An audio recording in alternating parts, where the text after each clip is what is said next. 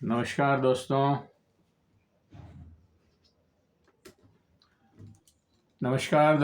मैं हिम्मत सेठ एक बार फिर आपके सामने उपस्थित हूँ एक नए वीडियो को लेके, नई बातचीत। आज दोस्तों कांग्रेस पे बात करेंगे। कांग्रेस आजकल मेन मीडिया में तो नहीं है, लेकिन फिर भी सोशल मीडिया पे बहुत चर्चा में है। और चर्चा में इसलिए है कि अभी पिछले दिनों, मतलब पिछले 5-6 महीनों में लोकसभा के जो चुनाव हुए थे जून में, मतलब सॉरी मई में, जून में उसके परिणाम आए और 99 सीटें जीतने के बाद इंडिया गठबंधन के साथ वो 234 सीटें जीते हैं और 10 सीटें करीब निर्दलीयों की उनके पाले में मानी जाती है, मतलब इंडिया गठबंधन के पाले में मानी जाती है। तो कुल 243 सीटें इनके साथ है और 243 सीटों का अच्छा खासा प्रभाव होता है और वो देखने को भी मिला पहले सत्र के अंदर। लेकिन उस सत्र के प्रभाव को या उसके जो फलितार्थ थे, जिस तरह से भाजपा को घेरा था और एक अपना वर्चस्व कायम किया था लोकसभा के अंदर, और इसी वजह से वक्फ बोर्ड बिल भी जो है जेपीसी में भेजना पड़ा। और आश्चर्य की बात यह कि 10 साल में पहली बार जेपीसी बनी थी, मतलब 10-11 साल नरेंद्र मोदी की सरकार को हो गए, लेकिन कभी भी जेपीसी में कोई बिल नहीं गया और ये पहली बार है कि उस जेपीसी बनी और उसमें इस बिल को भेजना पड़ा, क्योंकि उसका काफी बड़ा विरोध था। अब जेपीसी से आ गया है बिल, टेबल भी कर दिया है शायद, फिर कैबिनेट मीटिंग में नहीं, टेबल नहीं किया, कैबिनेट मीटिंग में गया है और कैबिनेट मीटिंग में जो 14 संशोधन उन्होंने पास किए थे उसके साथ अब आ रहा है, लेकिन अभी भी उस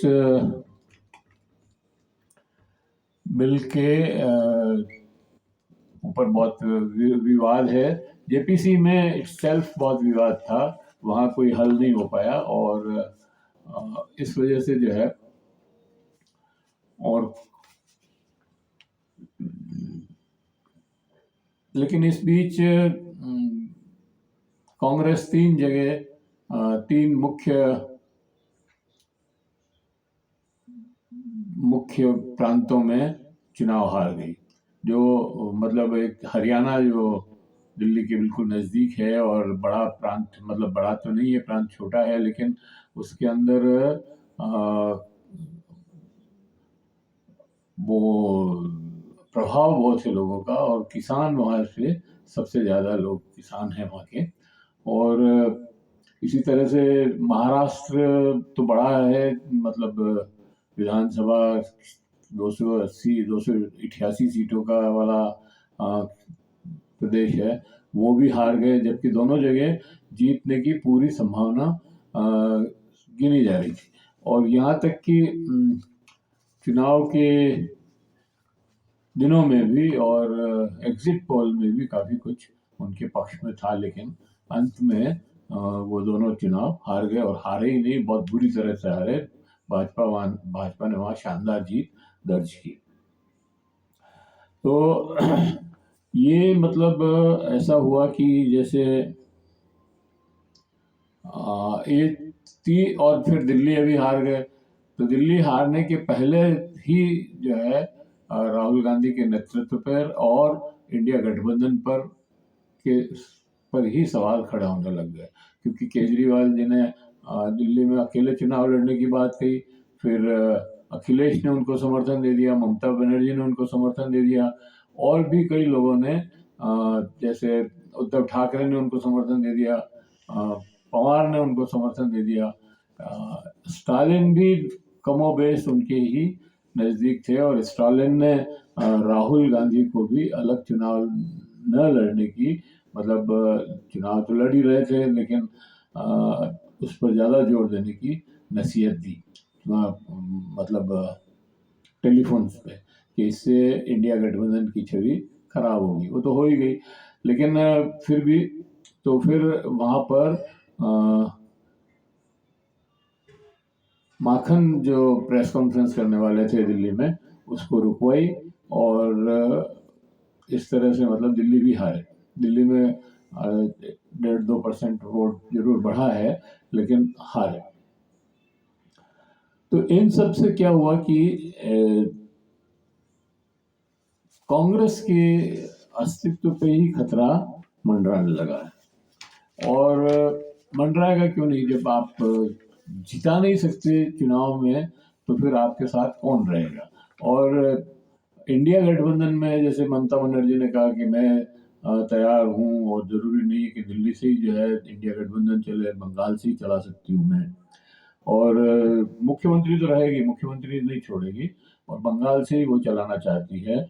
और इधर बिहार में लालू यादव ने भी कह दिया हाँ ममता बनर्जी चलाए तो ठीक है, उसको दे देना चाहिए। तो इस तरह से मतलब ऐसा लगा जैसे आपस में बहुत जबरदस्त लड़ाई चल रही है, और एक दूसरे पर आरोप प्रत्यारोप लग रहे हैं।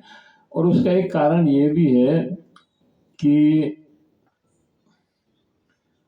कांग्रेस ने मतलब इंडिया गठबंधन को बहुत सीरियसली नहीं लिया।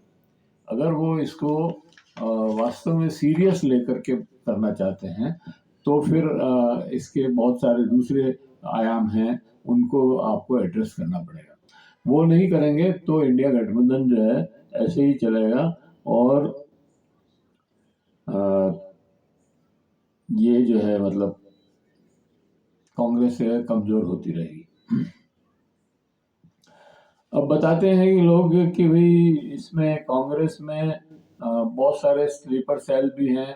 अच्छा, मैं उसको आगे इसको कांग्रेस की बात करें, उसके पहले मैं ये अपील करना चाहता हूं कि अगर आपने हमारे इस YouTube चैनल को अभी तक सब्सक्राइब न किया है तो सब्सक्राइब कर लें, बेल आइकन दबाना न भूलें, और अगर वीडियो अगर अच्छे लग रहे हैं तो लाइक करें, फॉरवर्ड करें, और ग्रुप्स में भेजें, जिससे सोशल मीडिया पर डालें, और कमेंट बॉक्स में जाएं, कमेंट लिखें, सुझाव दें। आपके कमेंट और सुझाव हमें और बेहतर करने की ओर अग्रसर करेंगे। अब ये है कि इंडिया मतलब कांग्रेस के अध्यक्ष तो मल्लिकार्जुन खड़गे हैं, लेकिन और इंडिया गठबंधन या जो यूपीए था उसकी सोनिया गांधी चेयरमैन थी, और अभी भी चूंकि वो बीमार है और वृद्ध भी हो गई है काफी, तो इसलिए वो अब इस पद को नहीं संभाल पा रही है।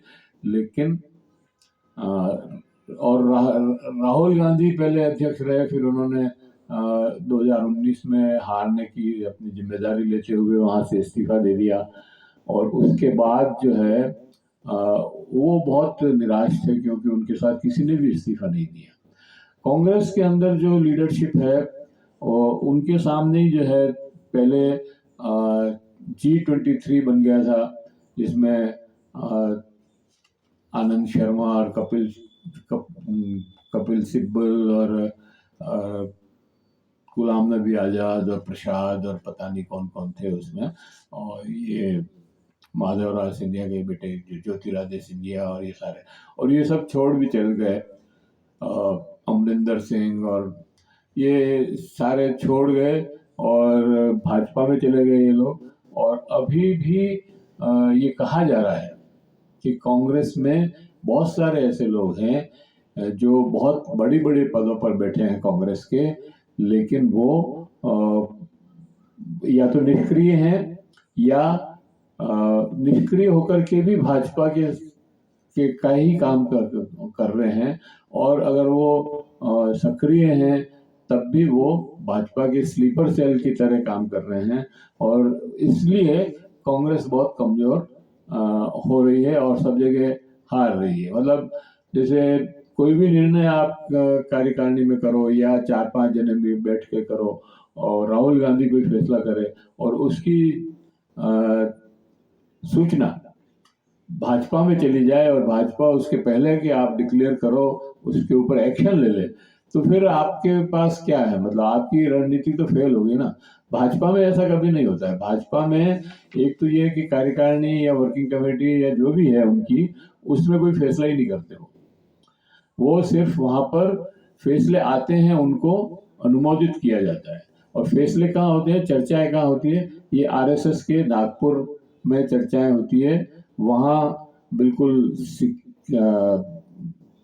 टॉप सिक्योरिटी में सारी चर्चाएं होकर के फैसला होकर के फिर भाजपा के हाथ में भाजपा के पास आता है।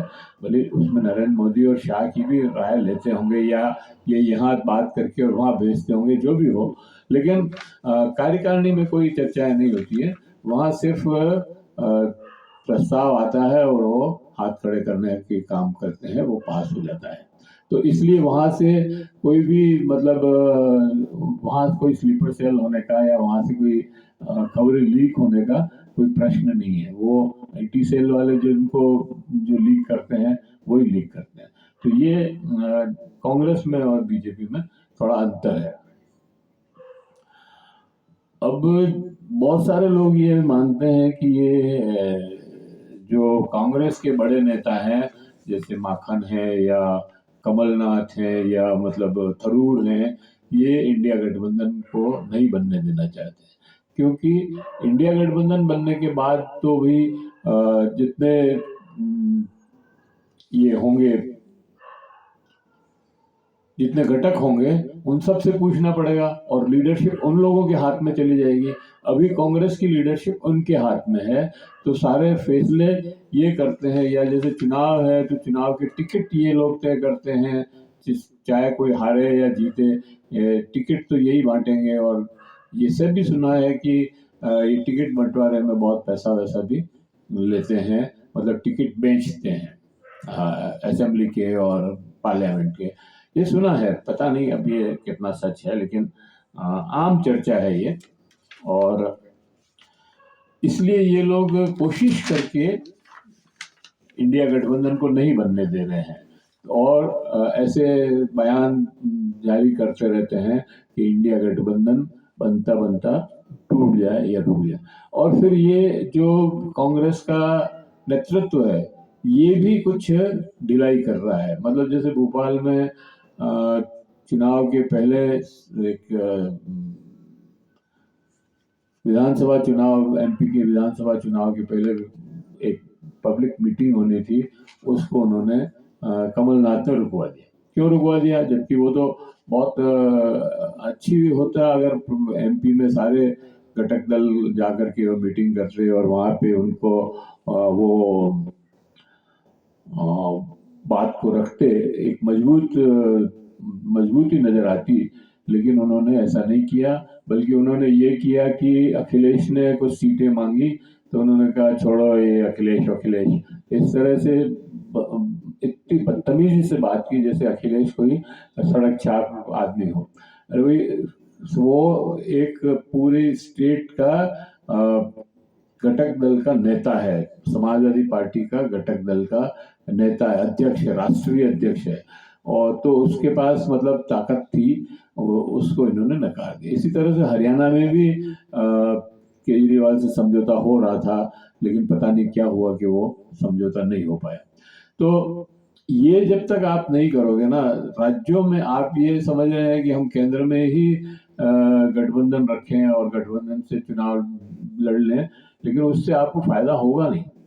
वो केवल लोकसभा के चुनाव के लिए अगर गठबंधन करेंगे तो उसके परिणाम वो नहीं आएंगे जो, क्योंकि उसमें बात नीचे तक जाती नहीं है। जो कार्यकर्ता है उसके उनकी आपसी जो दूसरे घटक दलों के कार्यकर्ता हैं उनसे आपसी समझाइश और आपसी तालमेल नहीं होगा, तब तक कोई भी चुनाव आप नहीं जीत सकते। तो ये बहुत जरूरी है और ये तभी हो सकता है कि आप साथ में काम करें और प्रदेश के चुनाव भी साथ लड़ें और केंद्र के भी लड़ें, और फिर एक मिनिमम प्रोग्राम बनाएं और मिनिमम प्रोग्राम भी बनाना इसमें जरूरी होगा। और एक संयोजक हों, अलग अलग स्टेट के संयोजक हों या जोन वाइज संयोजक बने, north south east west centre जो भी है, उस तरह के। और इस तरह से मतलब अगर आपको इंडिया गठबंधन को खड़ा करना है तो वैसे करें। और ये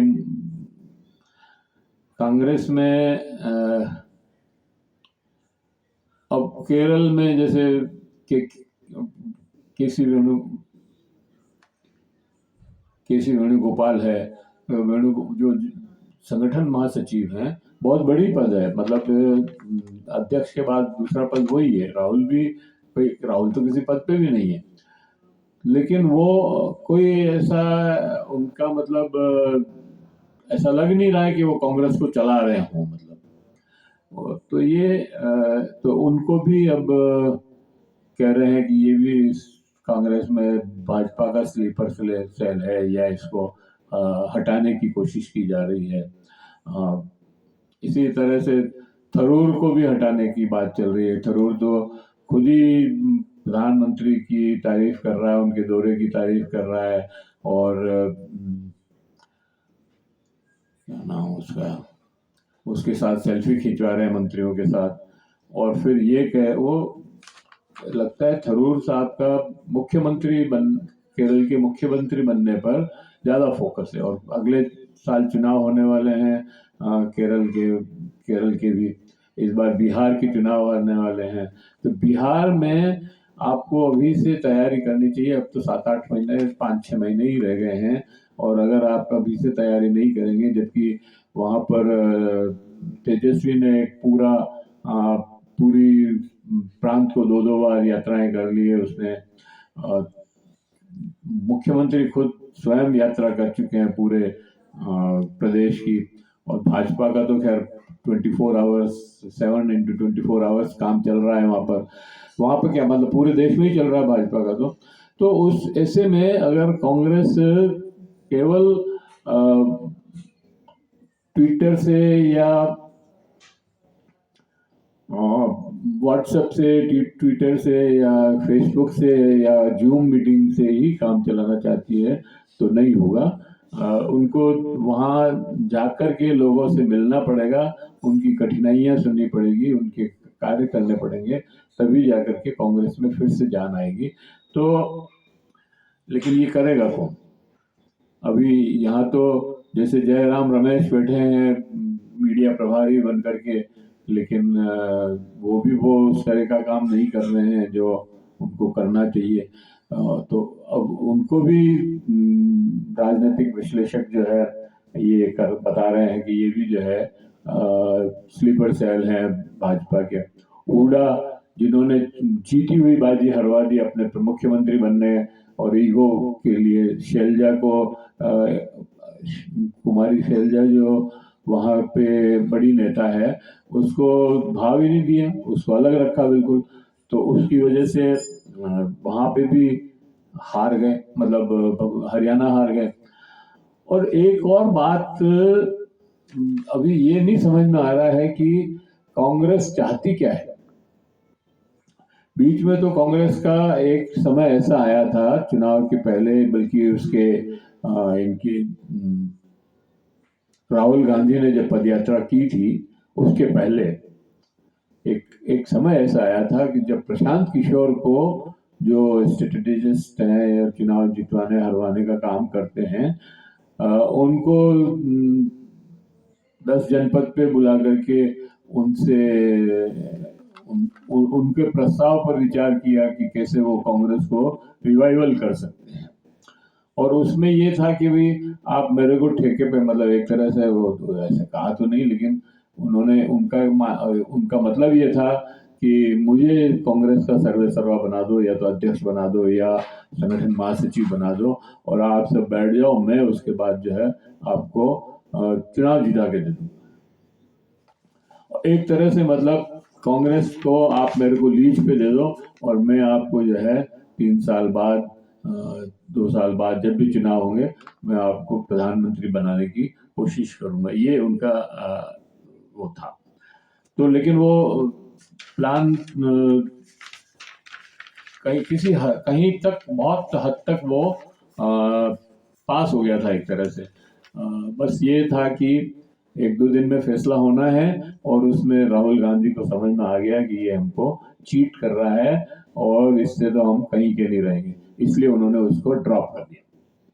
तो जब इस तरह की स्थितियां बन जाए कि कांग्रेस एक 140 142 साल पुरानी पार्टी, और 1952 के बाद तो कांग्रेस पर नेहरू गांधी परिवार का ही वर्चस्व रहा है लगभग, क्योंकि जैसे पंडित नेहरू थे, भले प्रधानमंत्री वो थे, और भले पार्टी का प्रेसिडेंट कोई भी हो, कामराज भी रहे, और सारे लोग होने के बाद भी वो वर्चस्व जो है नेहरू, पंडित जवाहरलाल नेहरू का ही था, और वो स्वाभाविक है, इसमें कोई बुरा भी नहीं है। फिर लाल बहादुर शास्त्री आए प्रधानमंत्री, तब के कामराज भी तब भी अध्यक्ष थे के कामराज, और उनका वर्चस्व था, और इंदिरा गांधी, और उनकी डेथ के बाद, लाल बहादुर शास्त्री की डेथ के बाद इंदिरा गांधी को वो बनाया, प्रधानमंत्री बनाया। अब इंदिरा गांधी का भी वर्चस्व रहा, और उन्होंने तो पार्टी तक तोड़ दी और नई पार्टी बनाई इंदिरा कांग्रेस के नाम से, और 71 का चुनाव जीता, क्योंकि 1970 में बांग्लादेश में काफी बड़ी बांग्लादेश बनवाया था, पाकिस्तान से जीत हुई थी उस समय, और बहुत बड़े लेवल पर वो सारा खेल हुआ था। उसके बाद भी मतलब इंदिरा गांधी फिर 74 आते आते हालत खराब हुई, और 77 में तो सरकार बदल गई, इमरजेंसी लगानी पड़ी, और लेकिन इंदिरा गांधी ने 80 में फिर पार्टी तोड़ी, और पहले वो गाय और बछड़े का चुनाव चिन्ह था, 80 में फिर पार्टी तोड़ी और नए तरीके से अपना चुनाव चिन्ह तय किया। मतलब इंदिरा गांधी को मिशन जो उन्होंने निकाल दिया था, देवराज अरस उस समय शायद कांग्रेस के अध्यक्ष थे, और इंदिरा गांधी ने हाथ का ये चुनाव पे चुनाव लड़ा था 80 का, और बहुत अच्छी मेजोरिटी से, 2/3 मेजोरिटी से जीत के आई। 84 में हार गई, उसके बाद राजीव गांधी आए, तो राजीव गांधी का वर्चस्व रहा कांग्रेस पर। और फिर ये जरूर है कि 89 में राजीव गांधी हार गए थे, लेकिन 91 में जब राजीव गांधी की डेथ हो गई चुनाव के दौरान, और सोनिया गांधी को अध्यक्ष बनाने वाले थे, वो पीछे हट गई, उसने बच्चों की सुरक्षा की बात करके, और वो नहीं बनी। और नरसिंह राव जी पार्टी के प्रेसिडेंट भी थे, और वो चुनाव भी शायद प्रधानमंत्री भी वही बने, और उसके बाद लगातार मतलब वो सीताराम केसरी फिर अध्यक्ष बने, और फिर सोनिया गांधी जो है सीताराम केसरी को हटा करके बनी, और 19 साल तक लगभग उन्होंने उनका वर्चस्व रहा, अध्यक्ष रही, और उनके कार्यकाल में ही 2 बार कांग्रेस जीत के आई, और अपना मतलब पूरी तो नहीं जीती, लेकिन 2 बार अपना गठबंधन को जीता के और गठबंधन की सरकार बनाई, और काफी जो है इन 10 सालों में कई बिल पास करवाए जो जनता के हित में थे, जैसे सूचना का अधिकार, फिर ये शिक्षा का अधिकार, सूचना का अधिकार हो गया, शिक्षा का अधिकार हो गया, भूमि अधिग्रहण बिल, ये भूमि अधिग्रहण एक्ट जो बना वो बहुत ही अच्छा एक्ट है, और सबसे पहले नरेंद्र मोदी ने आते ही उसी पे प्रहार किया, हालांकि वो नहीं कर पाए, उसको हटा नहीं पाए, लेकिन सबसे पहले प्रहार उसी पे किया। ये SEZ का कार्यक्रम भी उसी से में आया, PSP, ये तो इस तरह से मतलब कई चीजें उस कार्यकाल में सरदार मनमोहन सिंह के कार्यकाल में हुई। उसके बाद 10 साल से कांग्रेस का कोई बहुत हारने के बाद बहुत ही ढीला ढाला वो रहा। एक बार भी 47-48 सीटें, एक बार 52 सीटें, फिर इस बार उन्होंने 100 सीटें। तो अब ये जो अगर इनको पार्टी चलानी है तो स्पष्टता आनी चाहिए पार्टी के अंदर, कार्यकर्ताओं के अंदर और अपने कार्यक्रम के अंदर। अगर ये स्पष्टता नहीं होगी तो पार्टी बिखर जाएगी। स्पष्टता का मतलब मेरा ये है कि अगर ये जो राजनीतिक विश्लेषक कह रहे हैं कि स्लीपर सेल है, और अगर आपको लगता है कि वो स्लीपर सेल है तो आप उनको हटाइए। और ये भी सुनते आ रहे हैं बहुत टाइम से कि ये जो राहुल गांधी हैं ये अपनी टीम बनाना चाहते हैं। तो जैसे इंदिरा गांधी ने अपनी टीम बनाई और 2 बार बनाई, उसी तरह से राहुल गांधी को भी, और राजीव गांधी ने अपनी टीम बनाई, उसके बाद सोनिया गांधी ने अपनी टीम बनाई, तो राहुल गांधी को भी अगर अपनी टीम बनानी है तो बिना हिचकिचाहट के उनको ये टीम बना लेनी चाहिए। मतलब इसमें अब इतना शरीफ होने की भी जरूरत नहीं है कि आप किसी को कुछ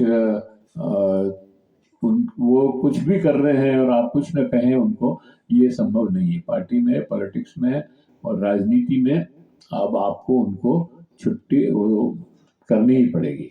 मोह ज्यादा दिन काम आता नहीं। तो इसमें बहुत सारे लोग हैं, जिसमें मैंने कमलनाथ का नाम भी लिया, माखन का नाम भी लिया, एक एंटनी जो है का केरल में बैठे हुए हैं, वेणुगोपाल जो ऐसे ही बैठे हुए हैं, ऐसे कई लोग हैं।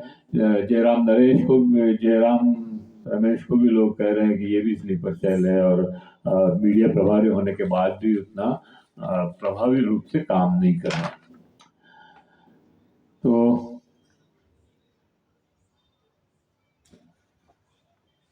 और केवल आप चुनाव के दिनों में सक्रिय हो जाओ और बाकी अपने धंधे करते रहो और पार्टी के इन्फ्लुएंस को अपने काम के लिए यूज करते रहो, ये भी ठीक नहीं है। इसलिए पूरे देश में एक साथ केंद्र सरकार के खिलाफ हल्ला बोल नीति बननी चाहिए, और बहुत सारी बातें हैं जो इनको एक साथ करनी पड़ेगी। और जितने भी मतलब जो भले आप ये न कहें कि भाई 75 के बाद हम जो है रिटायर्ड कर देंगे या 80 के बाद रिटायर्ड कर देंगे, लेकिन जो निष्क्रिय लोग हैं, चाहे वो 60 साल के ही हैं और किसी बड़े पद पर बैठे हैं, या 70 साल 75 साल के बूढ़ा हैं और वो अगर हरियाणा में पार्टी नहीं बनने दे रहे हैं अपने वर्चस्व का के लिए, तो ऐसे लोगों को भी एकदम से हटा देना चाहिए। और नई टीम की जो बात कर रहे हैं आप, वो थोड़ी ठोक बजा के बनानी चाहिए, क्योंकि पहले जितनी आपने मतलब टीमें बनाई वो सब भाग गए, सारे के सारे बीजेपी में बैठे हैं आज के दिन। बीजेपी ने ये घोषणा की थी कि कांग्रेस मुक्त भारत, वो कांग्रेस युक्त भारत हो गई है। तो इन सब बातों पे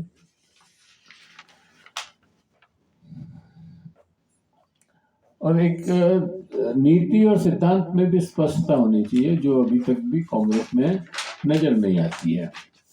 और समय समय पर तात्कालिक रूप में आप कुछ भी फैसले कर लेते हो, लेकिन लोगों को नहीं पता होता है, अपने कार्यकर्ताओं को नहीं पता होता है कि वो ये जो किस नीति के तहत या किस सिद्धांत के तहत किया है। तो ये सारी चीजें आपको देखनी पड़ेगी।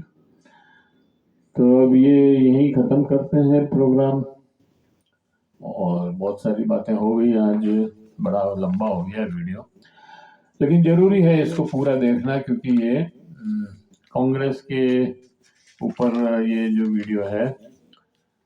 तो फिर मिलते हैं किसी और वीडियो के साथ, किसी भी और विषय पर। मैं फिर एक बार ये अपील करना चाहूँगा कि अगर आपने हमारे इस वीडियो को सब्सक्राइब न किया है तो सब्सक्राइब कर लें, बेल आइकन दबाना न भूलें। और अगर आपने अभी तक अगर आपको वीडियो अच्छे लग रहे हैं तो लाइक करें, फॉरवर्ड करें और कमेंट बॉक्स में जाएं, कमेंट लिखें, सुझाव दें और आपके कमेंट और सुझाव हमें और बेहतर करने की ओर अग्रसर करेंगे। जय हिंद, जय भारत।